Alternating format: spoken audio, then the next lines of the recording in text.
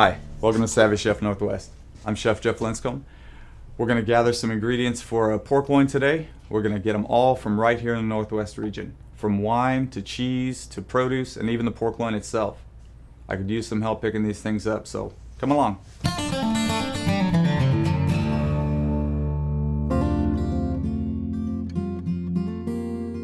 want you guys to meet Manny Canales at Canales Produce, one of the few people out in Western Washington growing asparagus. Manny, how you doing? Good. How are you? Doing all right. Tell us a little bit about this. I see the skinny ones, I see the thick ones. You know, it grows 3 to 4 inches a day, every stalk. So when you look at these little ones that are coming, you'll see this will be this big tomorrow. The little babies will be the medium size, and every day they get harvested. For 10 weeks, this year we've taken the season a little bit further. Now you say babies. Is this one younger than this one? No, they're basically the same size. The babies are, you know, like these are the same size. They will be harvested together tomorrow. But like when you see a little one like that, then that one tomorrow will probably be around this size and then be harvested the next day. So when you harvest it, do you pull it out by the roots, or is it just? No, it's cut with a knife under the ground about, probably about 1.5 inches or so under the ground. Why is asparagus so expensive?'t to do it organically the way I do it, it's expensive because of the weeding is such an issue. And then here in Western Washington, weeding is constant because of the rainfall. I mean, it rains, you weed. You saying it rains a lot in Western Washington? Just a little bit. There aren't a lot of people growing asparagus in Western Washington. Do you attribute that? Is it because of the weeds? Is it because of the rain? I think it's because of the cooler weather and in the weeding. Why do you do it?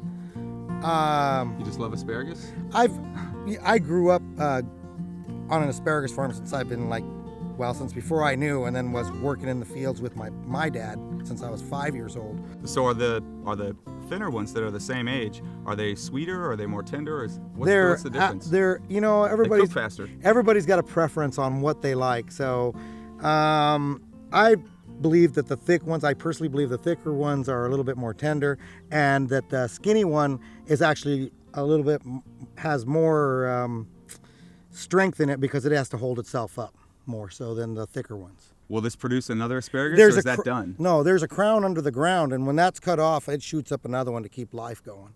So it's like a tulip bulb underneath the ground, and it just keeps on. As you pick them, it keeps on shooting them up.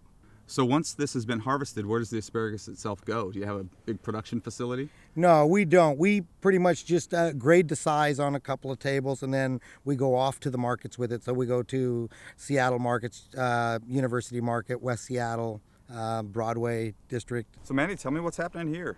Does someone have the day off? No, this is asparagus that has been let go for the season now, so we will just let it fern out and do its thing, and you cannot cut it or do anything to it. It has to make it to October, where it starts to just dries out. And this is fairly new asparagus, so you would only harvest it probably around 12 weeks tops.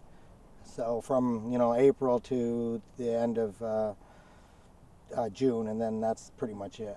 How long does it take from putting the crown in the ground to having asparagus? How they do it is they put seed, and then they pull the seeds out in crowns. Okay. After it crowns out, and then you plant it in a row where you want it. And then that year, your first year, you don't touch it, and the next year you cut it about 5 times. In early April, when it starts popping up, you cut it about 5 times. What do you do with the cuttings? Those can get eaten. They're asparagus. And then the following year you can cut it about 5 weeks, because you don't want to hurt the crown still. Sounds like raising a baby. It is. It is a lot of work to get it to work. Without the cutting. Well, yeah, it's a lot of work getting it to where you're in full production. As a farmer standpoint, there's not much benefit until you get to the 4th year. Wow. Well, that explains a lot about the cost too. Yeah.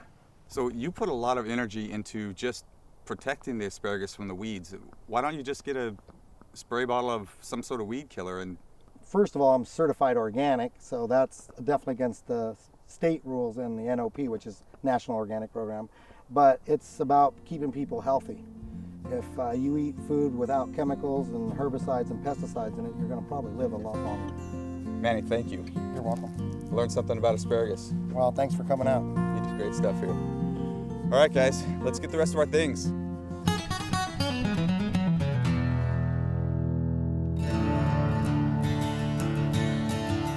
Hey, Kevin. Hi, Jeff. How are you? Doing all right. Good. We're here with Kevin Morse. He's going to tell us a little bit about some pig raising in the Skagit Valley. What's going on in here? Well, we have 22 Berkshire Chester crosses. These are heritage breed pigs. They're all the same. They're all the same. Okay. They come.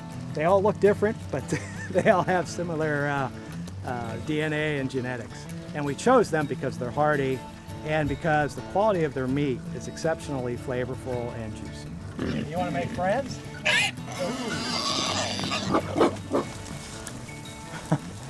going to have some tough tenderloins. They love the grass too. You can see. Yeah, could we save some of this for us? I think I like this too. Going on 7 years now, we only had one pig get mildly sick and he recovered. So we attribute that because we keep them moving.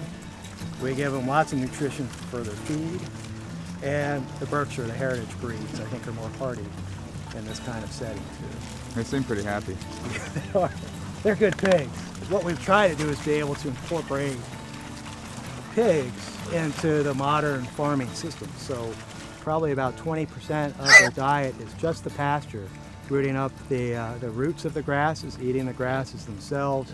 And then we have worked with the local farmer here to incorporate them into his farming system. And we bring them lettuce, artichokes, zucchinis, whatever they have left over or that's gone past the place where they can sell it. Sure. And now this entire pen that the pigs are in now, this is mobile. This is mobile, so every week we move them. So it's a way to control and keep their health optimal, so we don't have problems with diseases or bugs. We just keep moving them to fresh places to eat and sleep. Well, that's pretty free range, isn't it? It really is.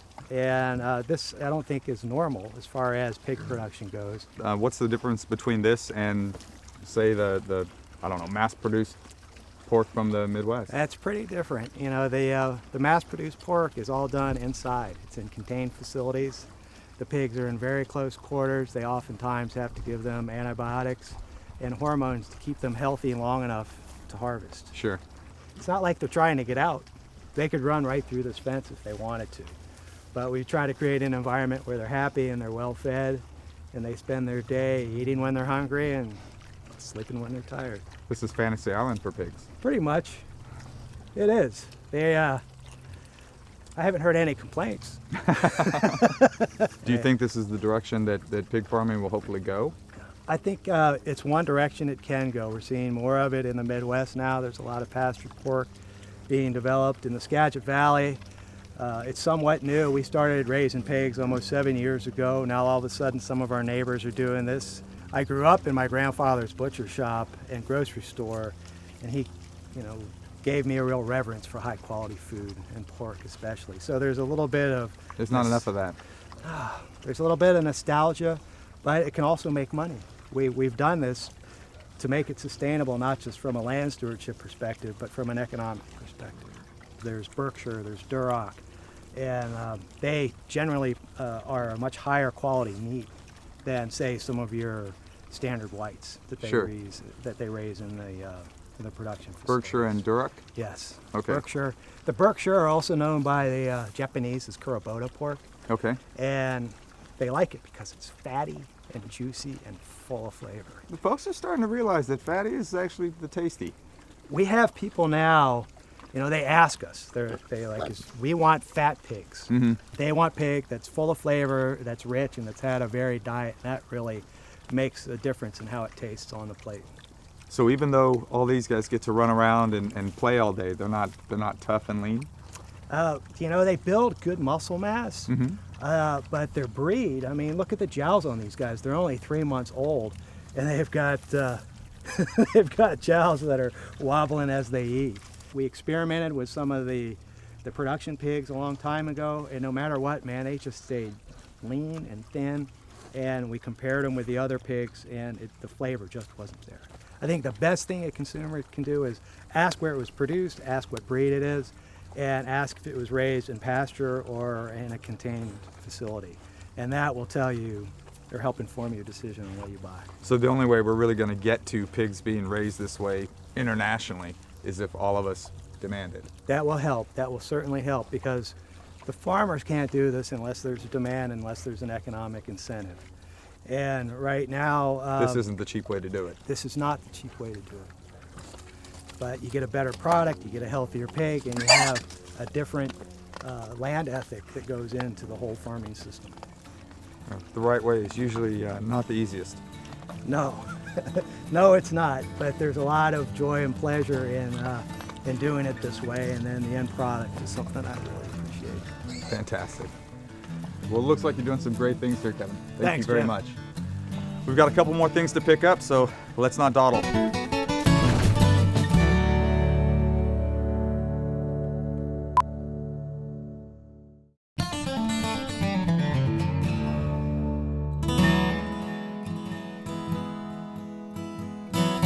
Vic, how you doing? Good. Here with Vic Jensen at the Golden Glen Creamery. We're going to check out some cows and how milk and great butter is made. Vic, what can you tell us about these guys? We have a herd of about 400 cows here. We have Holsteins, Guernseys, and Jerseys. They give a nice, good, rich combination of milk for butter and cheese. So it's deliberate for a blend. Yeah, that works very well that way. Is this pretty much what they do all day? Just, Yeah, they'll eat about 100 pounds of feed a day. wow. The cows bite? No, You sure? no, they have teeth on the bottom and the front and none on the top and the front. But then they got the Scary. chewers in the back. They're friendly. We work with them all the time. From the time they're babies, they get a lot of human contact. We live in a climate that's very conducive to the cow's milk production.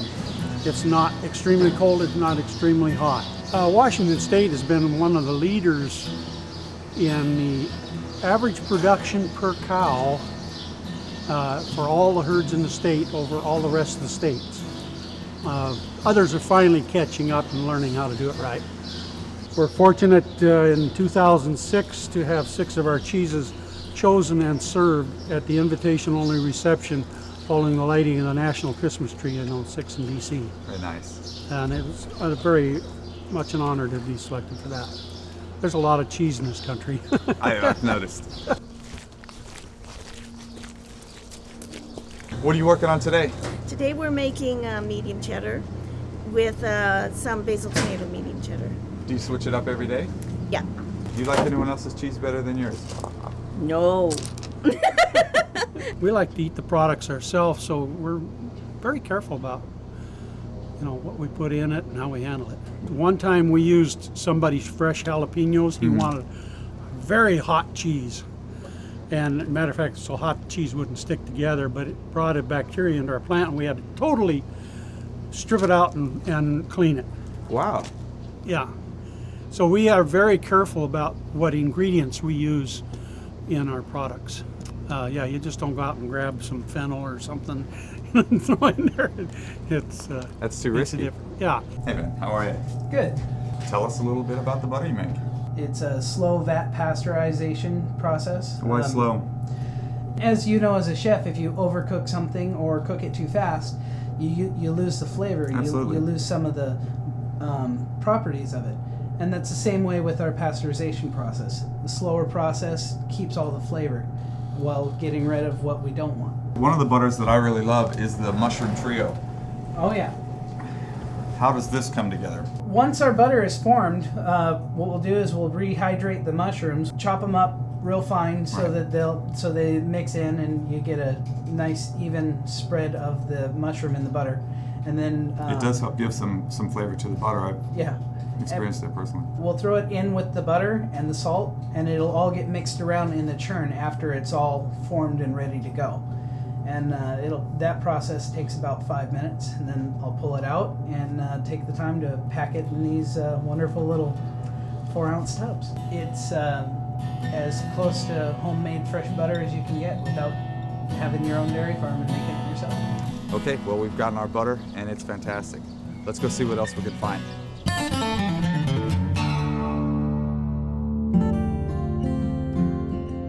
Hey John. Hey, how's it going? Going all right. We're here at Aaliyah Winery. Going to talk to John Olson about growing grapes in Washington. Be happy to. Washington is the second largest producer of grapes in the United States. We are definitely way behind California, but we grow some very good grapes in Washington State, usually because of our cooler nights. The grapes maintain a better acidity, Sure. which makes the grapes go well with food, and they have a lot of flavor that way. Most of the grapes are grown in eastern Washington, where it's a lot warmer than in western Washington. In western Washington, we do have grapes that are tailored for colder climates, often called French hybrids.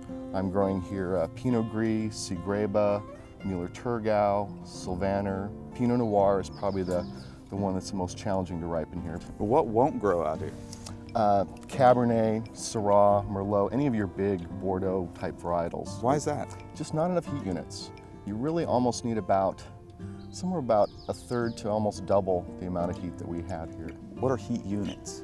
Heat units is just a measure that the industry uses to gauge generally how warm an area is. It's based on the number of hours in the day, an average, that are above 50 degrees. I started making wine as an amateur in 1994, and being an engineer and liking the analytical part of it, it was just fascinating to me of how you can take a grape and just let yeast do its thing and then wind up with some very delicious product at the end. And being the way I am, I thought, well, how hard can it be? And so I've had my challenges. So you would say go ahead and try this at home? I would say go ahead and try this at home. Okay. Yeah, it's a good learning experience. I have kind of a standard. I refuse to pay more than $20 for a bottle of wine. There's too many great wines for less than that. That's true, but I would also recommend to try some that are a little more than that, just so that you know what's the next point. When you have me over for dinner, I will. Absolutely. I'd be happy to. Bet on it. What have you seen the industry do in the last 7 years that you've been producing? And really an explosive growth of the number of wineries. There's over 650 wineries in the state of Washington now, and probably 2/3 of those produce under 1,000 cases. We produce about 200 to 300 cases a year, and we're in a couple local restaurants and wine stores. Probably our biggest thing was we just opened a tasting room in Country Village in Bothell with 3 other wineries. so I'll be doing a pan-roasted pork loin, and I want something that's going to bring out sort of the fruity nature to the sauce I'm doing with it, something that's maybe a little bit dry, a white of some kind. What would you recommend to go with some shiitakes and caramelized onions? Well, just happen to have a bottle of our 2009 Chardonnay, and this is made from fruit in the Prosser area. It's definitely has a lot of butterscotch type notes in it. Okay. I think this might go very well with it. That sounds perfect. And you make this here? Yes, we do. Beautiful. We've got our Chardonnay. Let's move on.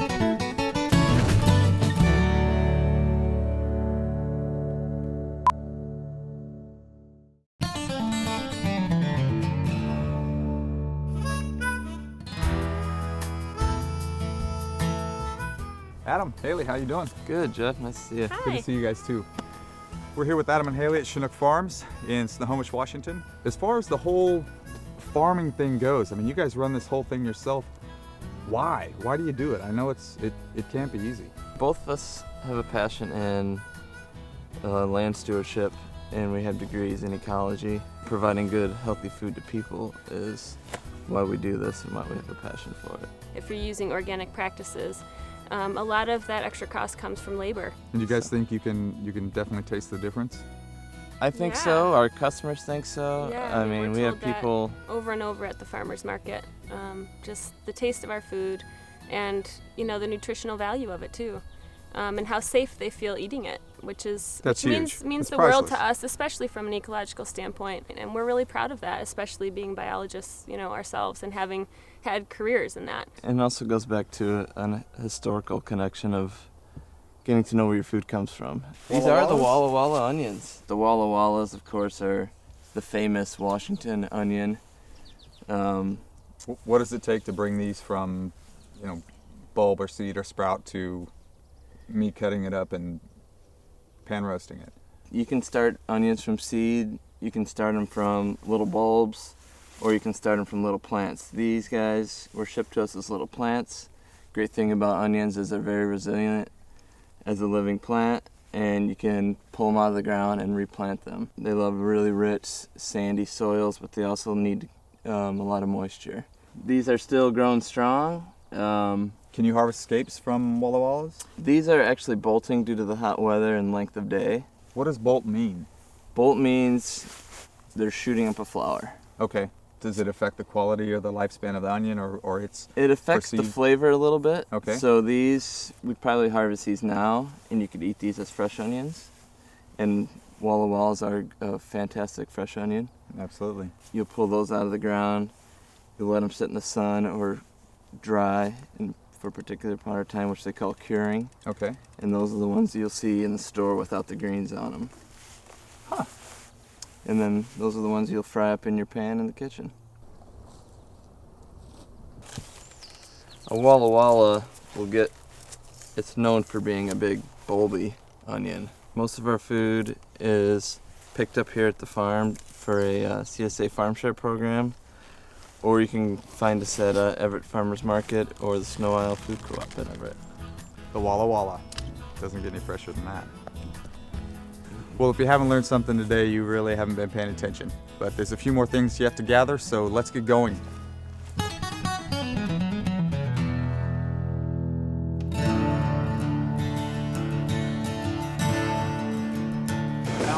Hi. It's going. It's going great.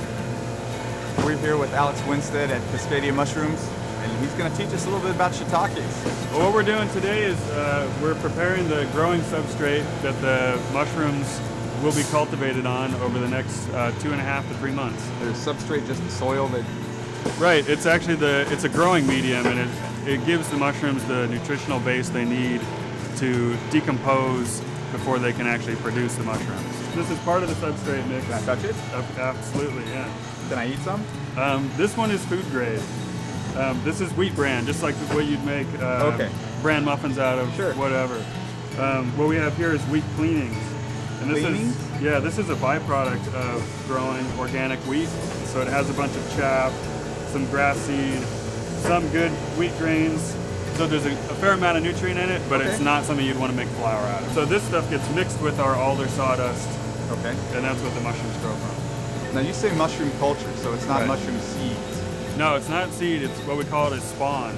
And it's the mycelium, which is the root system of the mushroom. Why the bags? These bags are specially designed for the mushroom industry, and they're heat tolerant so that we can sterilize the substrate in order to rid the sawdust of any competing bacteria or other fungi that might be in there. So where do these bags go from here? Everything gets put onto these carts, and then these are going to get loaded into our autoclave, which is basically a huge pressure cooker. Can we see your autoclave, Alice? Absolutely. All right. This is called an autoclave or a retort. This is used in commercial canning operations. And yeah, you can go in it. It's pretty large. You just want to make sure the door doesn't shut while you're on that side of it. Yeah, that's a problem. That'll have 650 bags in there. Which each of those yielding about 3/4 of a pound of mushrooms.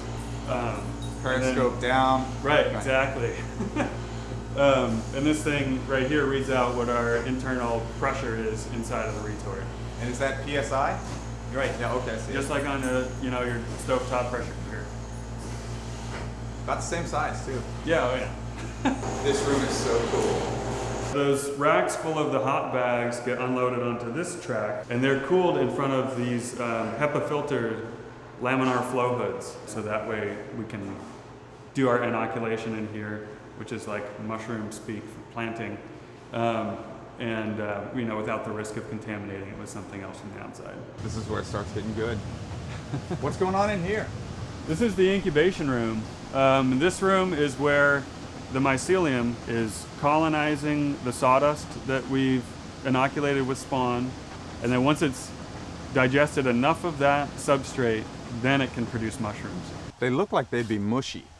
But no, it actually feels like, yeah. And the interesting thing about shiitake that makes it unique is that it produces this brown skin. You can start to see it here. It's almost acting like a bark on a tree. It protects the overall organism and keeps it from losing moisture, keeps it as a sort of a barrier from bacteria and other things that would harm it. Once that has fully developed and the entire block has turned brown, the bag? Yep. Okay. Then they're ready to produce. So how many shiitakes, what's the range that will come out of just one of these bags? One of these bags, actual fruit, the mushrooms, will produce a little less than 1 pound of fresh mushrooms. So this is the fruiting room. This whole back half of the room is shiitake town. And the bags are gone. We take the bags off completely, and the mushrooms kind of grow from all sides. You have a 90% recycling with your farm waste? We recycle all the plastic bags, paper towels, we use cardboard packaging, so that's all recyclable. The only thing that goes in the trash at this point is household trash. So over the next few days, they're gonna mature to about this level here. Can I touch it? Yeah, and these are ready to pick. Now, what are we seeing here on the outside that we don't see at the market or at the This store? is what we call fringe. Fringe. And All fringe these is technical terms. right. And then fringe. Fringe is just it's what shiitake does naturally when it's grown under ideal conditions. It creates just this kind of shaggy look to it. But that stuff is really fragile, and so the more it's handled, the more that stuff rubs off, and then it becomes just a bald mushroom. If you go to the farmer's market and somebody's selling shiitake, it should have a lot more of that sort of scaly, woolly look to it. Now, is that edible, and how does it taste like the rest of the mushroom? Oh yeah, no, it's like you're just looking for that for a sign of freshness. The more of that Good to sort of know. snowy look it has, the fresher your mushroom is. And what we're looking for is that the gills of the shiitake are showing underneath, as opposed to ones that are still closed up like these little guys. And so what we're gonna do is we just take our knife and just gently cut each of the ones that are ready off. Now, how does this differ from if there's a mass-produced mushroom, the actual harvesting stage? Pretty much all mushroom growing is all done by hand. So there's a lot of labor that goes into it. We probably got about a half pound today, and we get another quarter pound off of this over the next few days. How long will it take it to go from a little bud like this to? About 4 or 5 days. Yeah. Yeah. How does the growing process or the handling of shiitakes vary so much from button mushrooms that changes the price so much between the two mushrooms? The quantity being produced. Shiitake, though, it takes a lot longer to produce it. Each one is not as productive, and so you get less per pound. So when I want to go grab some of these for the house, where do I go to find them? We're at 3 different farmers markets. We're in Bellingham, Anacortes, and the University District in Seattle. The food co-ops you can find our mushrooms at are the Bellingham Food Co-op, Skagit Valley Food Co-op, and Madison Market in Seattle. And you sell directly to some restaurants? Yeah, and then we sell directly to about 12 to 15 different restaurants in the area. Alex, thank you for showing us around Cascadia. You're welcome. It was very informative. Learned a lot today. Well, we've got all our ingredients. It's time to get to the kitchen. Let's go.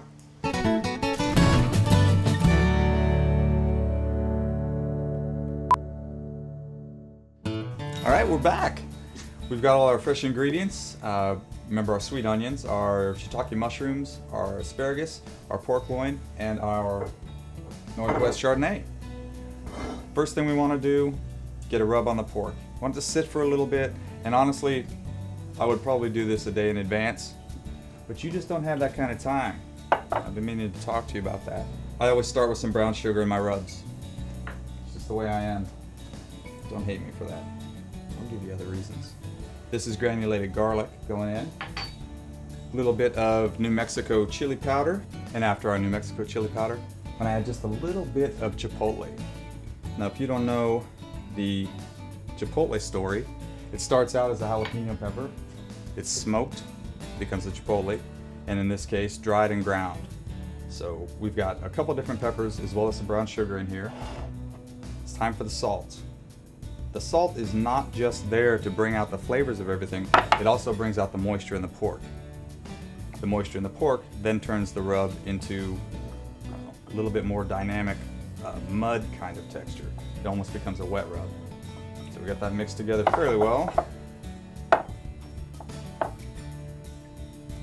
Just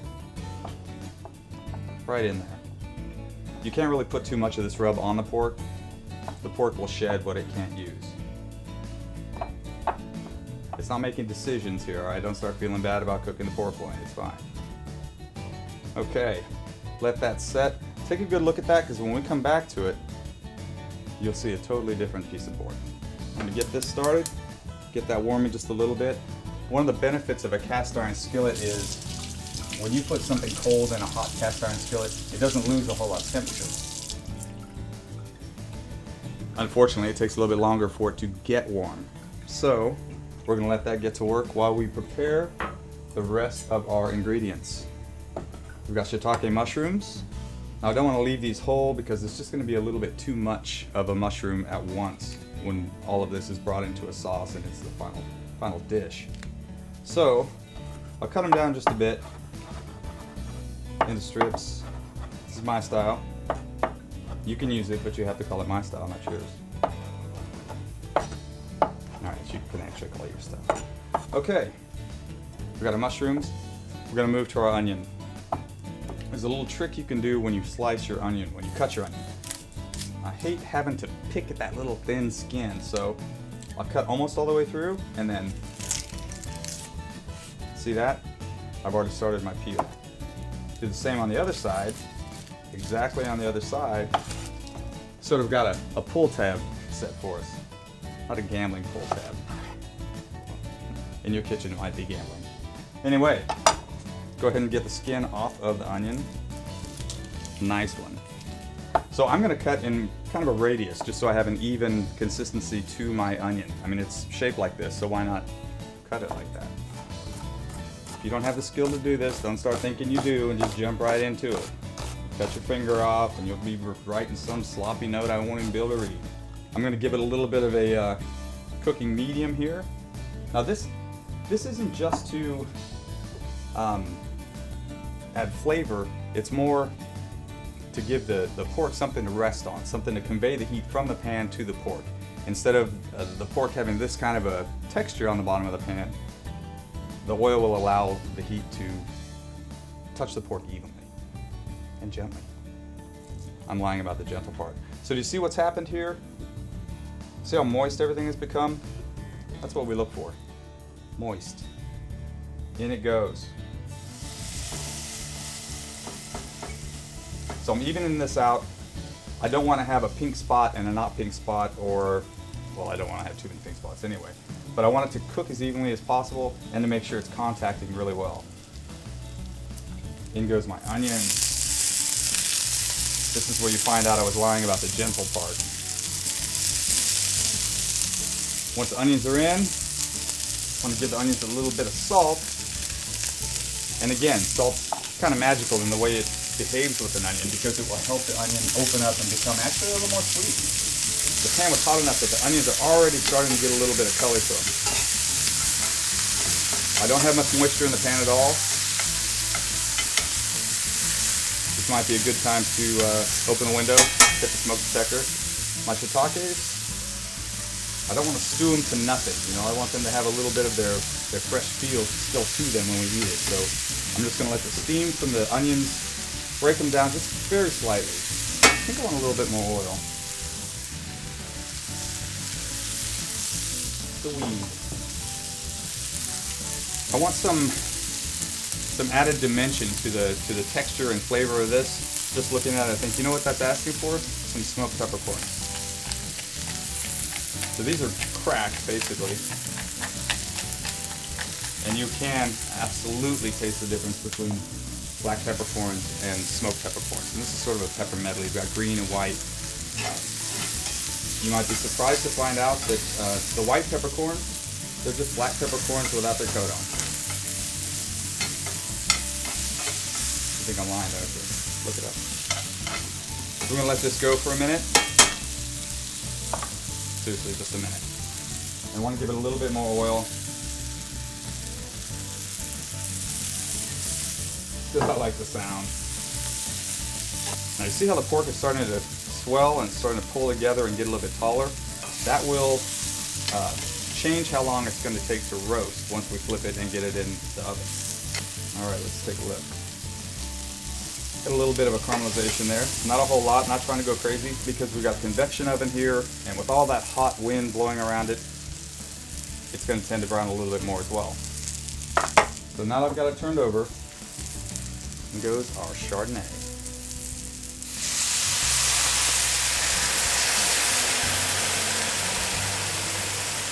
More cooking medium.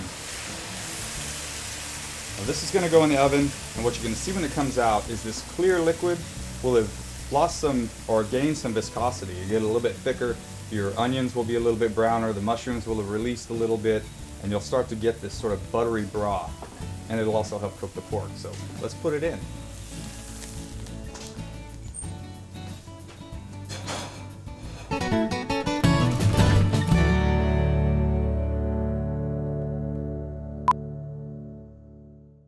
right, now we're back and we're gonna set up our side item. We're not gonna get too elaborate and there's no real starch to this, just our local asparagus. And when it comes to cutting the ends off the asparagus, there's a lot of dissension and argument, believe it or not, at least in my world, about how to, where to. You can try to eat the ends if you want. Listen though, no one's at the door, that's the asparagus. I used to believe that just breaking the asparagus was the way to go, but it's gonna break wherever you say. So I don't really trust that technique. Instead, I go with force. I force it to where I want it to be. So I lose all of my inedible ends, feed them to the dogs. They won't eat it unless you cook it. I'm gonna start this one a little bit differently. Get my pan slightly warm. While that's happening, I'm laying out my asparagus. Make sure it's nice and even. None are being supported above the pan by the other asparagus. I'm gonna give it just a little bit of water. These are very thin asparagus, so they're gonna cook quite quickly. What I've got here is, these are raw, whole, peeled garlic. And I purchased a 5-pound bag, and I divided the bag into maybe 3 or 4 ounce portions into freezer bags. Put a little olive oil in it, zipped them off, and put all but one in the freezer. When you bring those out of the freezer, the crystalline nature of ice will force jagged holes through the cell walls of the garlic itself. So we've gotten about a 10-minute head start on the softening of the garlic just by freezing it. But we didn't lose any flavor. If anything, it might be a little more mellow, but it's not watered down. I probably like a little too much garlic.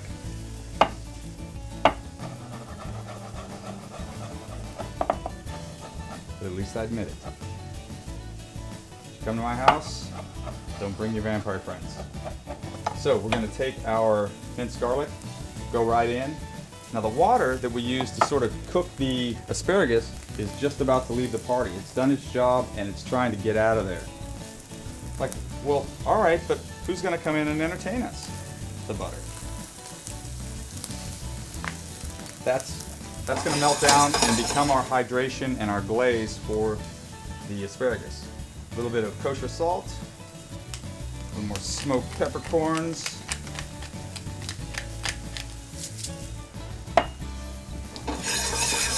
And what I'm doing here is not just melting butter. I'm also going to try to get a little bit of color to that garlic so it doesn't just taste like plain garlic. It should have a little bit of that roasty, caramelized taste, which should marry very nicely with the pork we have going.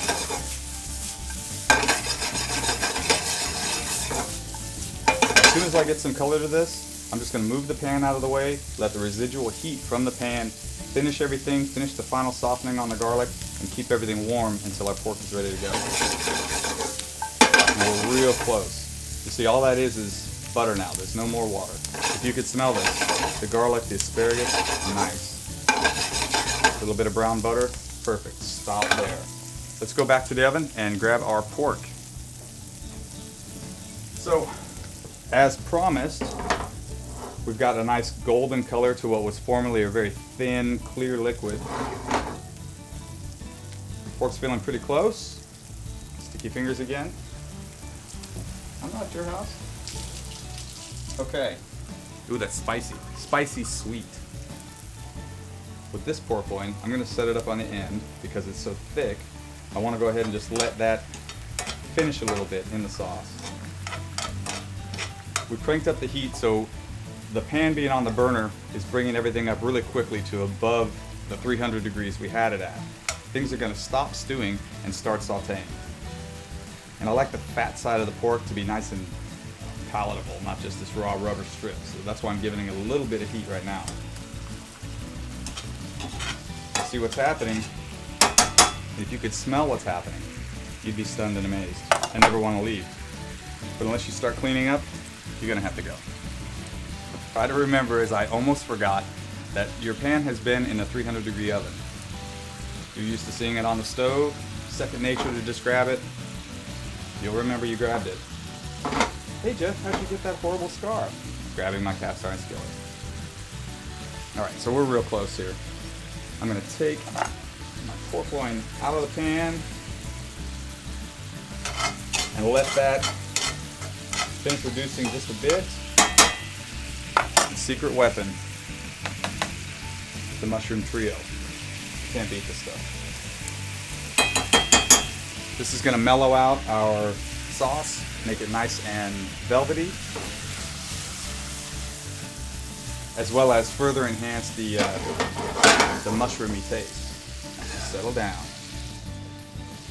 I want just a little bit more wine because I'm starting to lose my sauce on the side there. All right, this is going to be just fine. Let it sit, and we will plate our asparagus. Give it a final toss, just get the glaze back on it. See that? Some of that nice brown garlic on it. If you're not going to eat yours, I'll take it, okay? So now that we have the asparagus plated, let's cut our pork. We let it rest as long as we possibly could. It could have waited longer. I couldn't. So,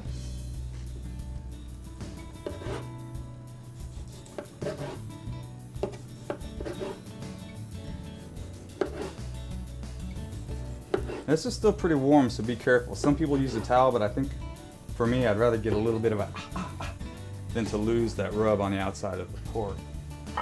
Set this out, sort of fan it around, even it out. Nice. Last but absolutely not least, our happy sauce. Drizzle that over. I'm gonna make a little pile of mushrooms and onions. There you have it. It goes pretty quickly. It's all from our local Northwest area, and it's delicious. Enjoy.